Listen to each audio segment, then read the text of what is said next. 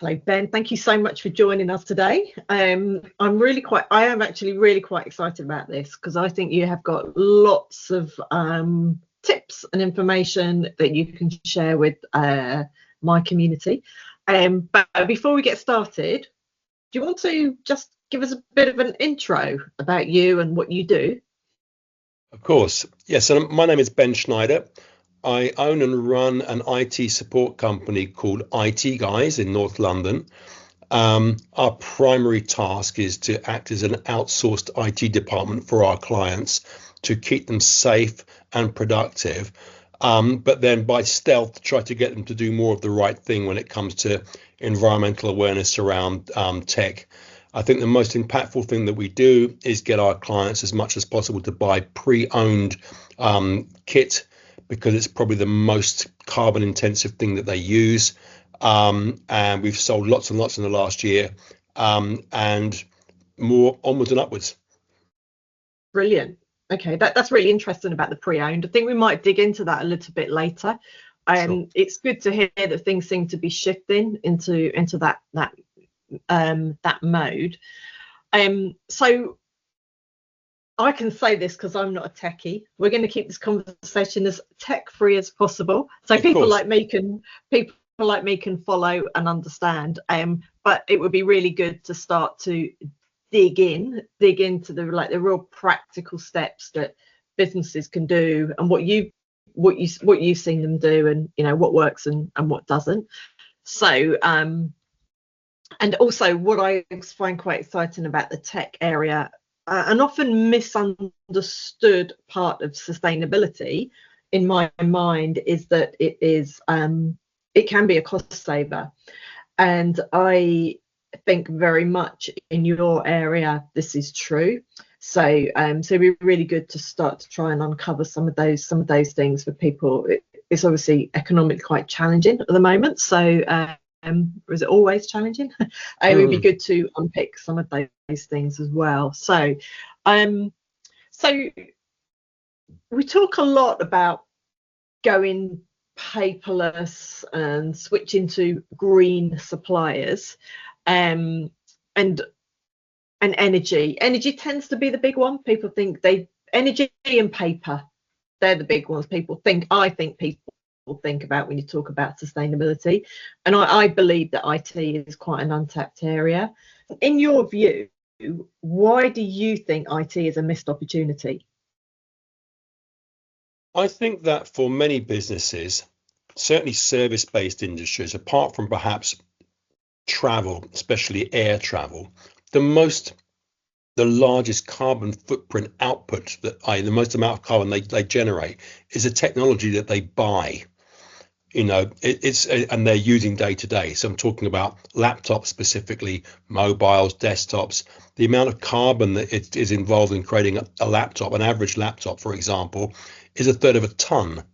It's quite a big amount, in comparison. Yes, of course, depending on where you draw the line and how far you want to go, and it is an important area, what you do day to day with your tech, how much you use the internet, certainly with AI, which I'm sure we'll tap into later, it does have an impact. But even so, the lion's share of the carbon output is a device that you own. So let's just use it as an example. Many businesses, organizations will have say, for example, a 3-year refresh on their hardware. So after 3 years, a lot of businesses say, oh, it's a bit slow now, let's replace it. So if you decide to do that over the space of 10 years, if you replace your device 3 times, that's a third of a ton per time. That's a ton of carbon that you put out just by buying a new laptop. Whereas if you buy a remanufactured or refurbished laptop, and you do that once in 10 years or 1.5 times in 10 years, can you see that the cumulative effect of many businesses and organizations doing that, you are significantly moving that number down? It's, from my perspective, I think we're a small company, so I asked myself, what can I do to be the most impactful thing that I can do, because we're limited in the resources of what we can achieve. That's the most impactful thing. Buy non-new hardware if you possibly can. Does that make sense? Yeah, no, it completely does. And where my head went was, and most of us have more than one piece of, one piece of hardware. So might have tablets for when we're traveling, we'll have phones, maybe so much on the printer market. Is there much of a renewable refurbished market for that, do you think? Have you seen that? You can buy refurbished printers, and again, they'll come with a limited warranty, and you've got risks around that. But sure, I Yeah, mean, I would argue, why are you printing? How much do you genuinely need to print? yeah, And I just think over time, paperless is the way to go. Again, if you look at the kind of the life cycle of a piece of paper, and all the chemicals involved, and how much new paper is being made, anything you can do to reduce that has a different yeah. kind of impact, and it's not so much related to IT, but it's clearly a thing. Yeah, no, I agree. I mean, we do print at Profit Impact very, very, very rarely. It might Mm. be once every 3 months, so we just want to hand something over for somebody to actually read, and not get lost in the digital mire. Mm. Um, and our printer's on its last legs, and I'm in the right. Do we replace it or do we not? So it's just a decision to make. So Sure. yeah, no, that is really interesting.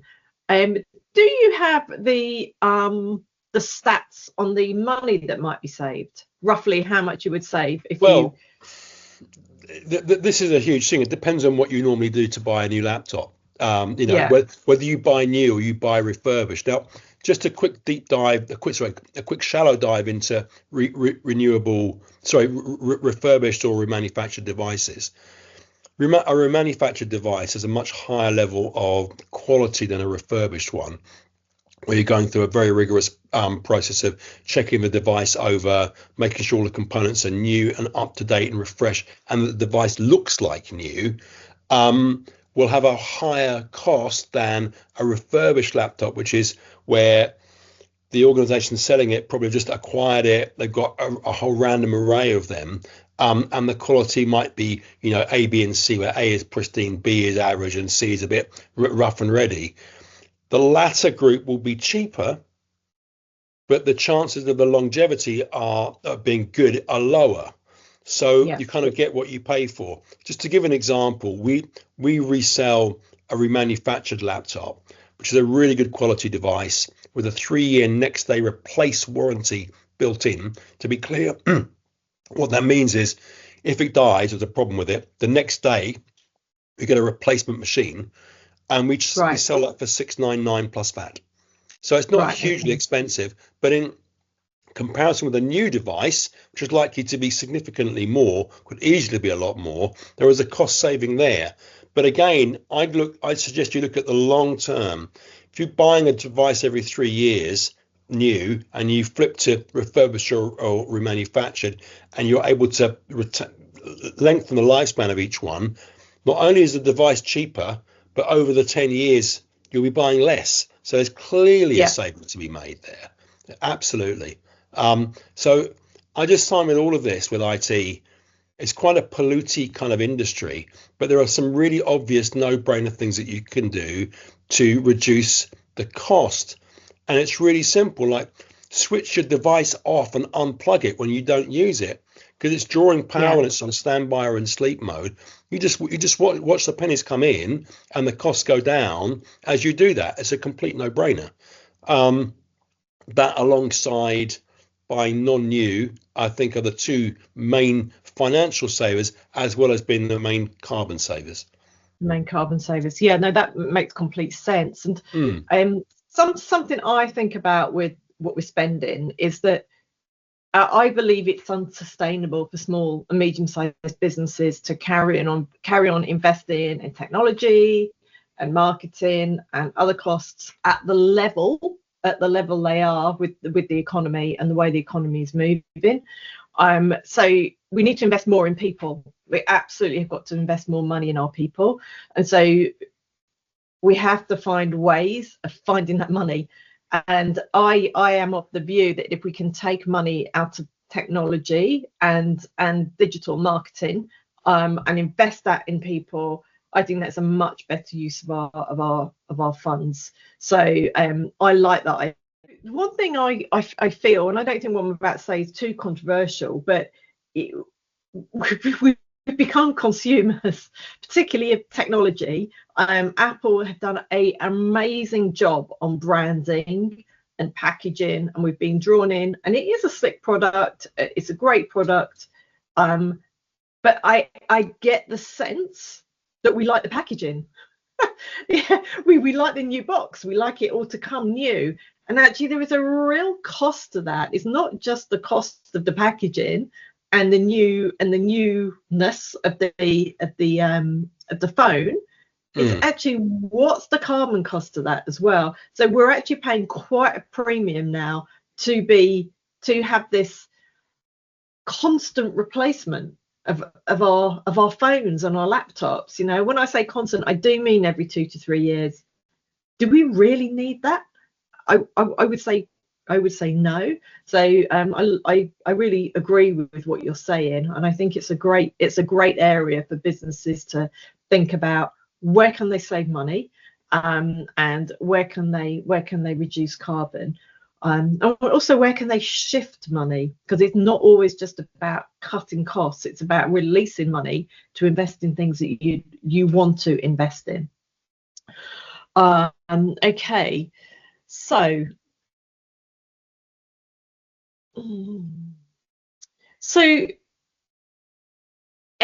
small and medium-sized businesses, the owners I speak to, and I think we have a similar group of customers. Ben, I'd be interested to hear what you think. I see businesses that want to do the right thing. That's what I see.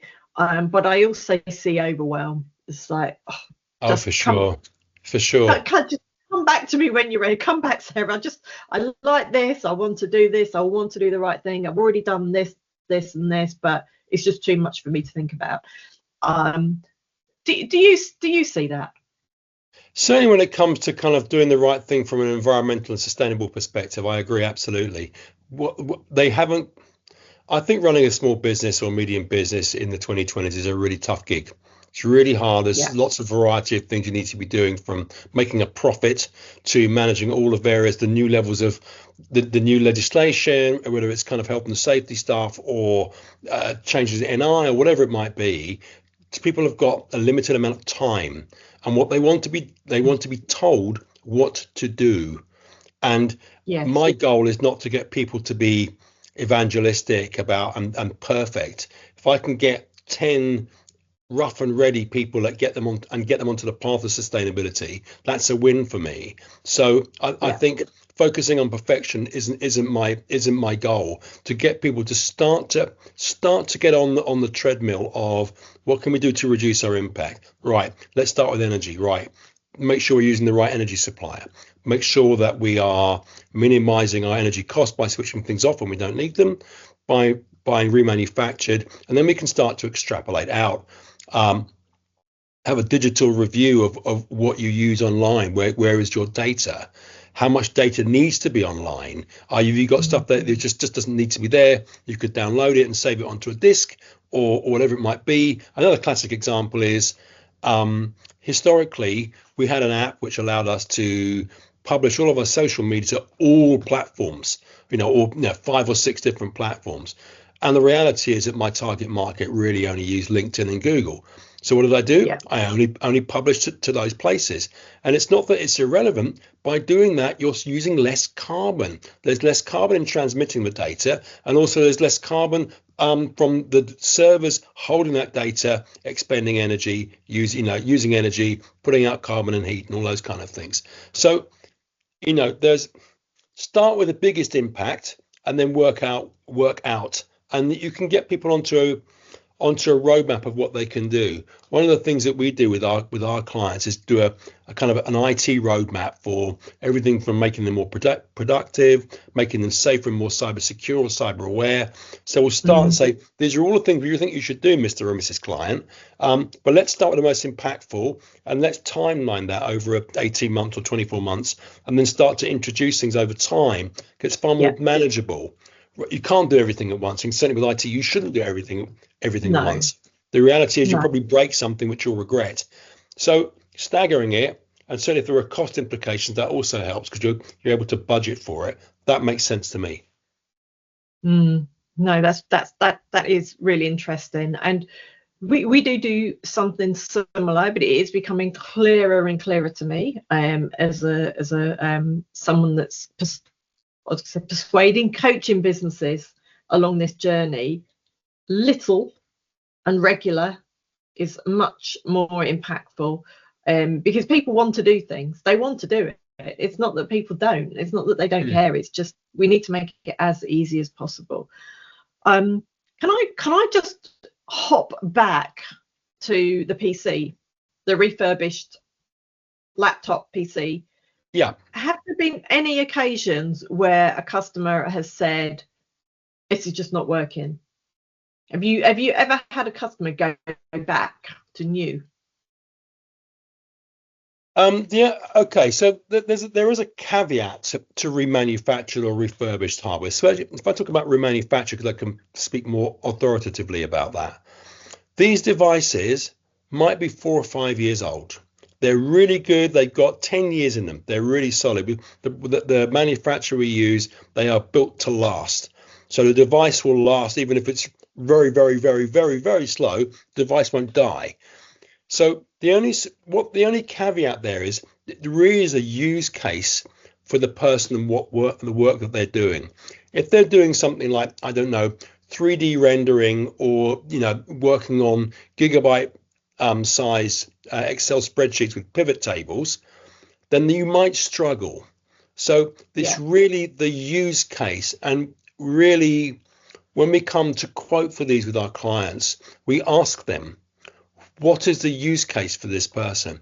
They're an administrator. They check doing the usual stuff. They're using Teams or Google Workspace, Hangout, whatever it might be, a bit of Zoom, and just general day-to-day stuff. It's absolutely fine. Absolutely fine. Yeah. But if you're using something, somebody's going to be doing stuff, we need to have multiple big applications open, say Photoshop or creative things. We'd say, actually, this isn't the right product for you. We haven't had someone who's kind of changed their minds so far. We've been accurate in our suggestions. But you've got to be realistic. They aren't new. They are not as good as you. But No. I would also argue that a majority of people don't need that. No, I think I'm glad I asked that question, actually, because I think it's a really important point to talk about. And I don't believe that this is talked about very much, not necessarily refurbished laptops. I mean the pragmatism that's needed with change. We would all love to do everything, but the truth is we don't have the innovation in place for everything to be done. So actually it's about being pragmatic. So whether it's choosing the bank, there's a lot of talk about, well, just switch banks to, a bank that's green. You've got to be pragmatic. Will do your business needs suit the bank? Yes. So it's exactly the same thing with the laptops. And I think it absolutely is. And we have full and frank conversations with our clients and just say, look, I'm a salesman, right? I'm selling my clients, selling products and services to my clients. You have to be honest, otherwise people will find out. I don't want to make promises I can't keep.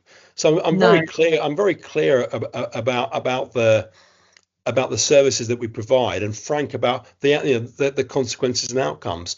But again, it's got to be fit for purpose, whatever the change is, and that's why doing it is smaller. As you said earlier, smaller attainable chunks rather than trying to do everything at once is the way to go. And we're small businesses. We know our clients are small and medium-sized businesses. They don't have the capacity to invest huge amounts of time, money, and resources into doing big initiatives. It makes more sense to pick something, work on it, review it, and then on to the next thing, and on to the next thing. Makes more sense. Yeah, no, it does. And that's where the roadmap comes in. And I really like that, because that then becomes integrated.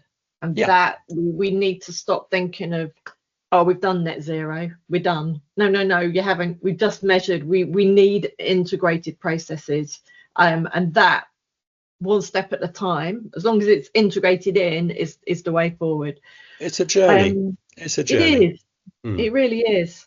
I remember meeting you when we were in at the B Corp event last year, September, Yeah. and one of the things that really stood out for me about your business model and how it makes complete sense is the fact that you've got the IT and the refurbished, but you've also got the cyber.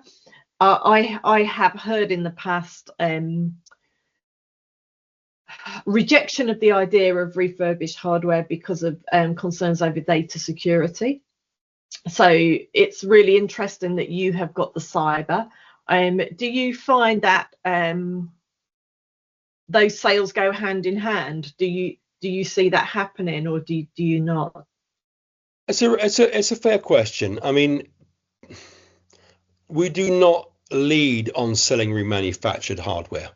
It Right. is it's a side. It's something which another string to our bow. Yeah. People, in the same way as, we happen to be a B Corp, but people don't go, oh, you're a B Corp. What do you do? We'll buy it. No, you're an IT service provider. You're a Yeah. managed service provider. You provide cybersecurity, you provide productivity support, and you outsource. We outsource our stuff to you so we can get on and do our job. The fact that we do that and then wrap that around with more environmental practice and encouraging and supporting our clients to become more green as they go through, that's the way that I sell it. And clearly, the security aspect of remanufactured hardware, if the organization that is selling the device to you are any good, they will properly, professionally have those disks wiped so there is no data on there. So a whole issue around data security, whether it's GDPR and the Data Protection Act or whatever, all of those areas, you shouldn't be finding other people's stuff on your devices. And again, it's the process. How has that refurbished or remanufactured laptop come into your possession? Can you see the provenance of those devices? Where have they come from? Have they been bought bona fide? Can you see some certification that see the device has been wiped? If you can do that, then you've got a greater level of confidence that the thing is secure. Yeah. Yeah. Yeah. That makes complete sense. It's all about the process. All about It the really process. is. It really is. Yeah. I get that very strongly from you, and you very much live your B Corp brand. And I love what you said about why people buy from you. It is because It's, of the quality of your service, not you necessarily could, because you've got a B Corp badge. no, I'm sorry to be blunt. Also, it's a demonstration of intent. And Yes. being a B Corp is a journey, just like cybersecurity is a journey. It doesn't Yeah. stop. It's not set and forgotten. No. It's a process. And to be fully clear, you know, I'm concerned about the environment and doing the right thing.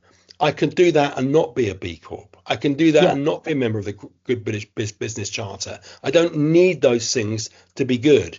It is a good way of demonstrating to the world, look, I've gone through some rigorous criteria and processes and can demonstrate to you that other people recognize what we can do. It's not Yes. a be all and end all. I No. don't focus on being a B Corp. I focus on being a good business and a better business. That's more important to me. Yeah. Yeah. I love that, Ben. I love that. AI, there's a lot happening about AI. It's being pushed and pushed, and there are all sorts of considerations for business, whether you're a tech business or not, actually.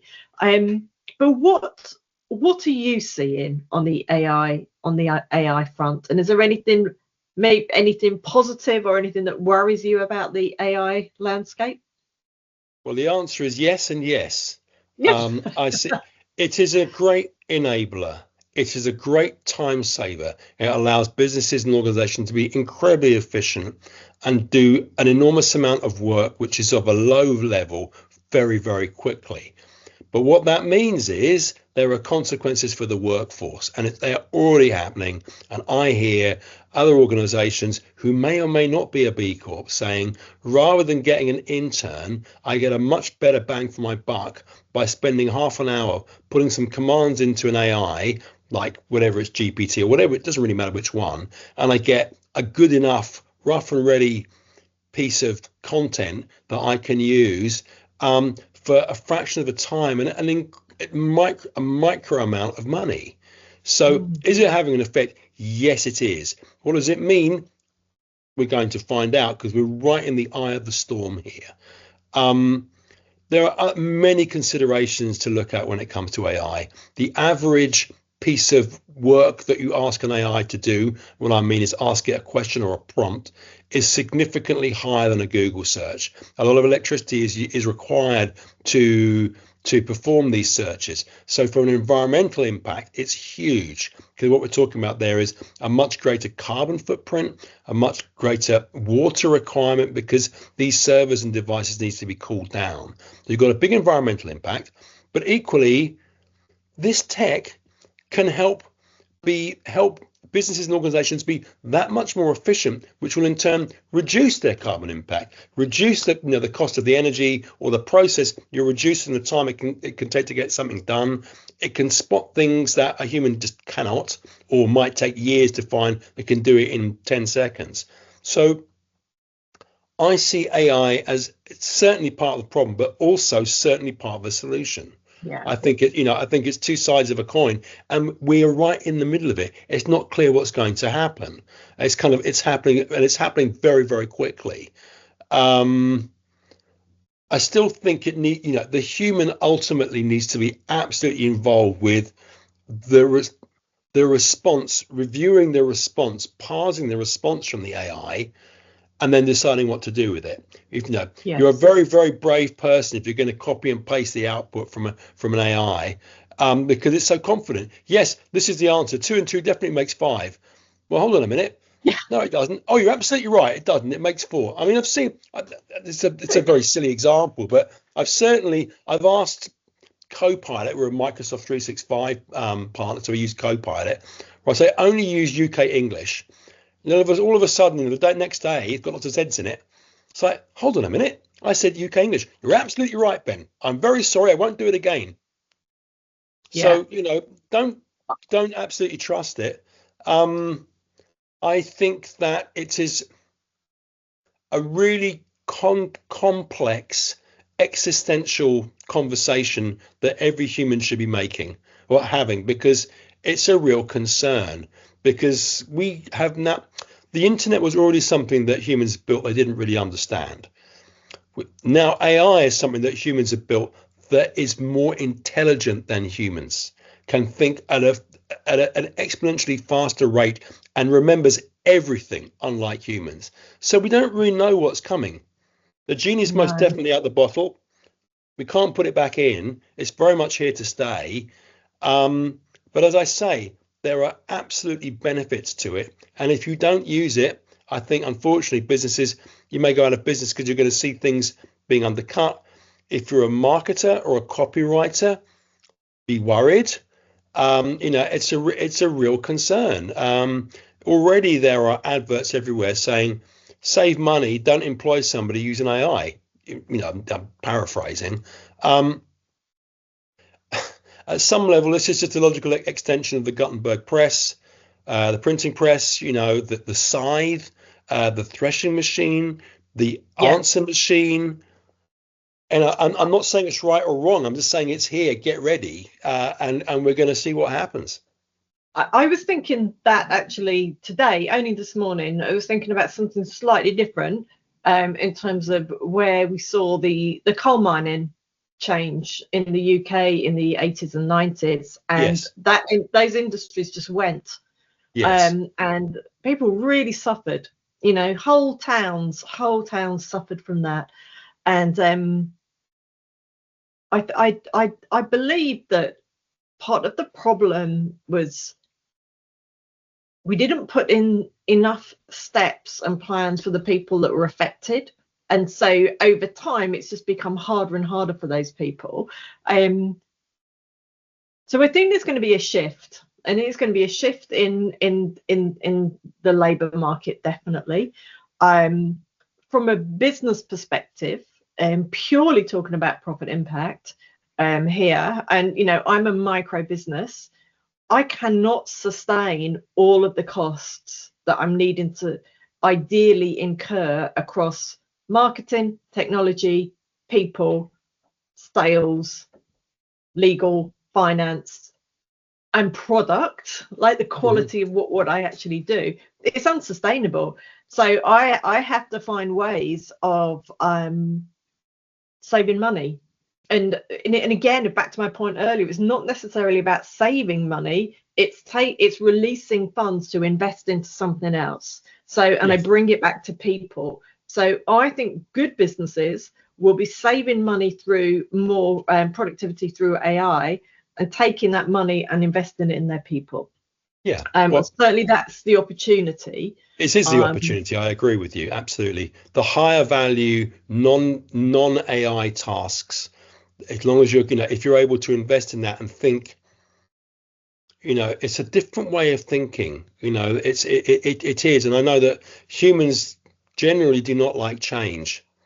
And the only constant is change. And it's a game changer in the same way as those other devices, were. So you can be a Luddite if you want to call it, use that term or whatever it might be. But my goal is not to kind of get rid of my employees and then make a big fat profit. Exactly in the same way as you're saying, what can I do with that? If you're a charity, what can I do with that extra cash?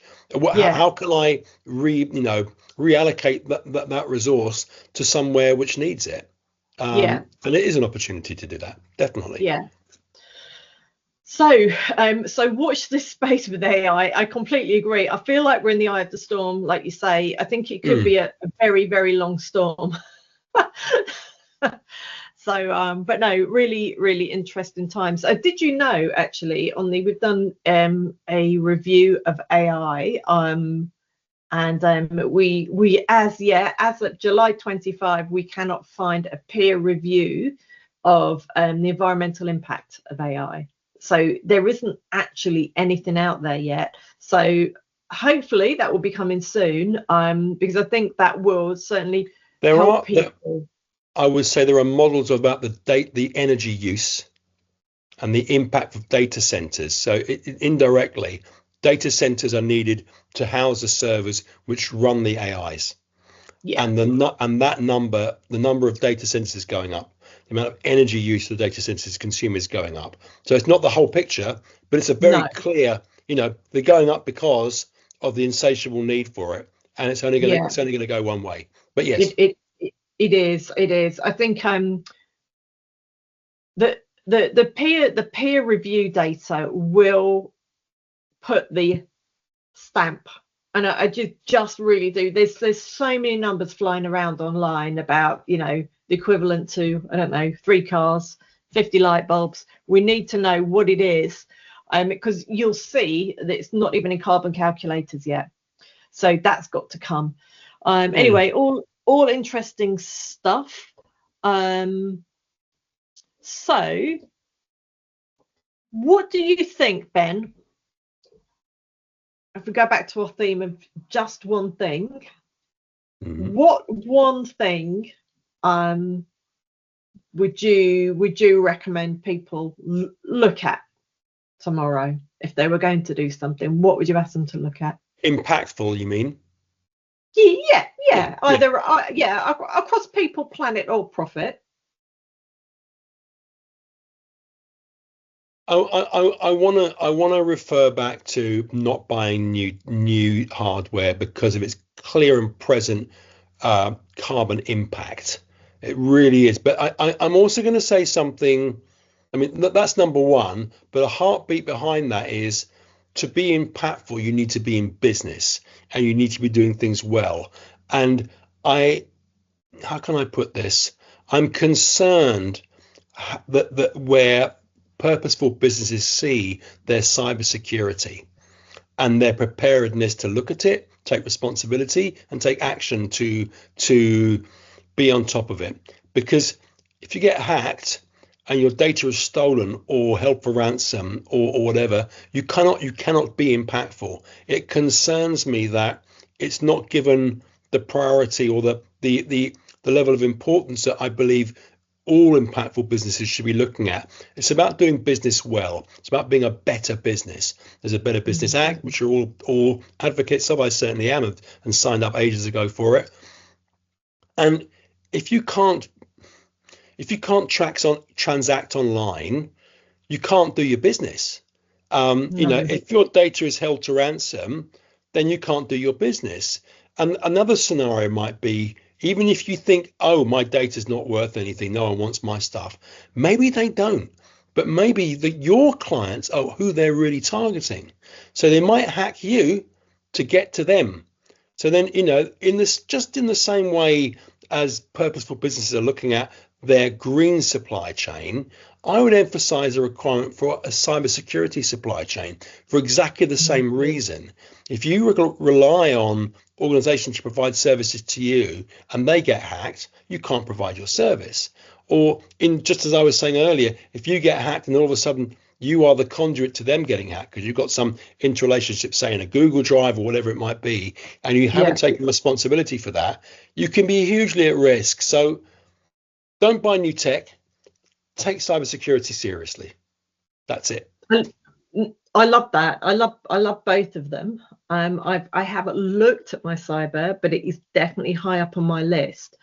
I do have one final question for you, which does follow on from what you've just said, because I think it is really important, and it's something what you said kind of resonates with me, and I'd be interested in your view. I believe one of the challenges of us moving our approach into how we work. I do think the one chunk of work, tick, that's done, move on, and your roadmap is really, really helpful. But I think one of the hurdles that we need to get over, and I'm just interested to see whether you see this as well, is people thinking longer term and or out of sight. So it's that thing where if you can't see something happening to you either this year or next year, it's never going to get on that list. I think it's a real challenge because I agree with you, but on the same time, we're all overwhelmed. One of the things we talked about, there's too much to do. So if we spend your time thinking about something that may or may not happen in 2 years' time, instead of doing what needs to happen today, you can see how people want to think about today. And it's about risk assessment or risk analysis, certainly cybersecurity. If you think it's never going to happen to you, and you don't put those steps in place, it might be the end of your business. In the same way as you don't think about how much money I've got in the bank, you might not be able to pay your team. That might be the end of your business. There are different types of risk, and it's about humans, I think, can easily overestimate small risk and underestimate large risk. And it's just, I think some of this is how we're wired, and we need support in mitigating that and looking at the bigger picture, which is why having a trusted party, a trusted partner or advisor that can help you navigate these waters is a really, really good thing, because we have to embrace the outsource model because we're so small. I do completely agree with that. And again, on the risk side, I've been thinking about that long and hard, because there are so many risks that businesses face. They can't possibly plan to mitigate all of them, but it's working out which are the ones that have got a high likelihood and a high impact if it happens. I agree. And businesses really need support with that. People don't like talking about risk because it's a bit downbeat, but it is a reality. So it is. Okay, that's been so helpful, Ben. Thank you. Hope Absolutely hope enjoyed it. Absolutely, that was great. Yeah. So, thank you very much for your time today, Ben. Absolutely really enjoyed the call. If anyone would like to visit Ben's website, itguys.com. Is that correct? itguys.com, absolutely. itguys.com, and then you can get a free audit or guide in there, which is really helpful place to start. Profit Impact, if you go onto our website, we have a Know Your Number now, which is a diagnostic quiz, and it takes you around the wheel of sustainability, Ben will be very pleased to hear there is a question about cybersecurity Good. in that wheel. So you can have a look at that. So thank you so much, Ben, and I look forward to talking again. That's great. Thanks very much. Thanks, Ben.